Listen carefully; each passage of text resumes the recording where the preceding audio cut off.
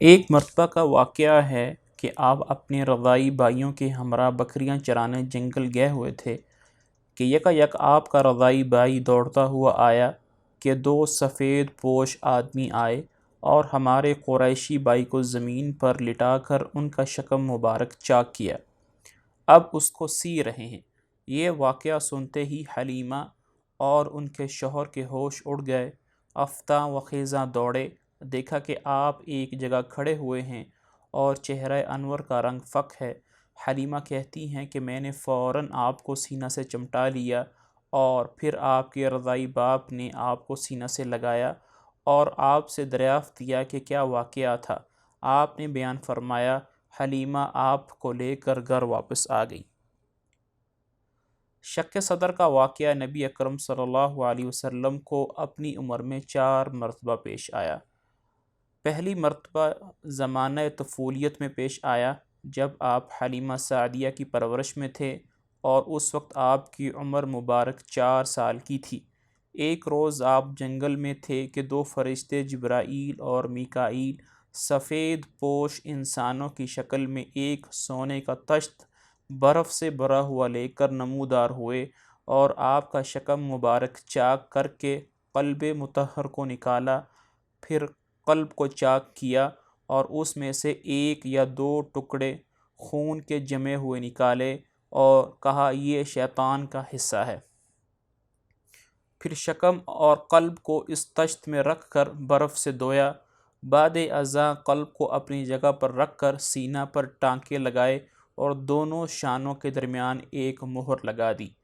حلیمہ سعدیہ کے یہاں زمانہ قیام میں شق صدر کا واقعہ پیش آنا متعدد روایات میں مختلف صحابہ سے مروی ہے۔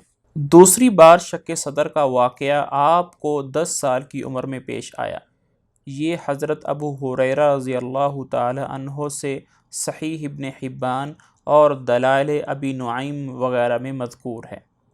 ابو ہریرہ رضی اللہ تعالی عنہ کی حدیث کو حافظ مقدسی نے مختارہ میں اور عبداللہ بن احمد نے زوائد مسند میں سند کے ساتھ بیان کیا ہے۔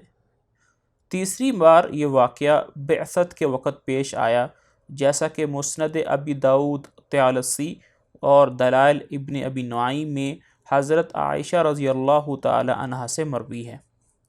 حافظ ابن ملقن نے شرح بخاری میں اور حافظ عسقلانی نے فتح الباری میں بعثت کے وقت شق صدر کا ثابت ہونا تسلیم کیا ہے۔ نیز اس واقعہ کا بوقت بعثت پیش آنا مسند بزار میں ابو ذر غفاری رضی اللہ تعالی عنہ سے مروی ہے۔ علامہ حیثمی فرماتے ہیں کہ ابو ذر کی یہ حدیث اس حدیث کے مغایر ہے جو ابو ذر ہی سے دوبارہ اسراء و معراج صحیح بخاری میں مذکور ہے۔ چوتھی بار یہ واقعہ معراج کے وقت پیش آیا، جیسا کہ بخاری اور مسلم اور ترمذی اور نسائی وغیرہ میں ابو ذر رضی اللہ تعالی عنہ سے مروی ہے اور اس بارے میں روایتیں متواتر اور مشہور ہیں۔ خلاصہ یہ کہ یہ 4 مرتبہ کا شق صدر تو روایات صحیحہ اور احادیث معتبرہ سے ثابت ہے، اور بعض روایات میں 5ویں مرتبہ بھی شق صدر کا ذکر آیا ہے کہ 20 سال کی عمر میں حضور صلی اللہ علیہ وسلم کا شق صدر ہوا، مگر یہ روایت باجماع محدثین ثابت اور معتبر نہیں ہے۔ شق صدر کے بعد مہر کیوں لگائی گئی؟ جب کسی شے کی حفاظت مقصود ہوتی ہے تو مہر لگا دیتے ہیں تاکہ جو شے اس میں رکھ دی گئی ہے وہ اس میں سے نکلنے نہ پائے۔ جواہرات بھر کر تھیلی پر مہر لگا دیتے ہیں کہ کوئی موتی نکلنے نہ پائے۔ اسی طرح آپ کے قلب مبارک کو علم و حکمت سے بھر کر دونوں شانوں کے درمیان مہر لگا دی گئی تاکہ اس خزینہ سے کوئی شے ضائع نہ ہونے پائے۔ نیز جس طرح شق صدر سے قلب کا اندرونی حصہ حظ شیطان سے پاک کر دیا گیا، اسی طرح دونوں شانوں کے درمیان قلب کے مقابل بائیں جانب ایک مہر لگا دی گئی تاکہ قلب شیطان کے وسوسوں اور بیرونی حملوں سے محفوظ ہو جائے، اس لیے کہ شیطان اس جگہ وسوسے ڈالتا ہے۔ عمر بن عبد العزیز سے منقول ہے کہ کسی شخص نے حق جل شانہ سے درخواست کی کہ اے رب العالمین مجھ کو شیطان کے وسوسے کا راستہ دکھا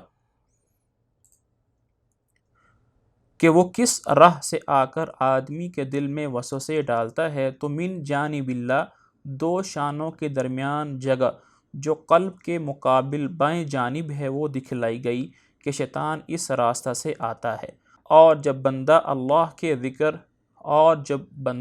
کا ذکر کرتا ہے تو فوراً پیچھے ہٹ جاتا ہے۔ خلاصہ یہ کہ جس طرح قلب مبارک کا اندرونی حصہ شق صدر کے ذریعے مادہ شیطانی سے پاک کر دیا گیا، اسی طرح پشت کی جانب مہر لگا کر شیطان کی آمد کا راستہ بھی بند کر دیا گیا۔ مہر نبوت کب لگائی گئی؟ بعض کہتے ہیں کہ مہر نبوت ابتدائی ولادت سے تھی، اور علماء بنی اسرائیل آپ کو اسی علامت سے جانتے تھے، اور بعض کہتے ہیں کہ شق صدر کے بعد مہر لگائی گئی۔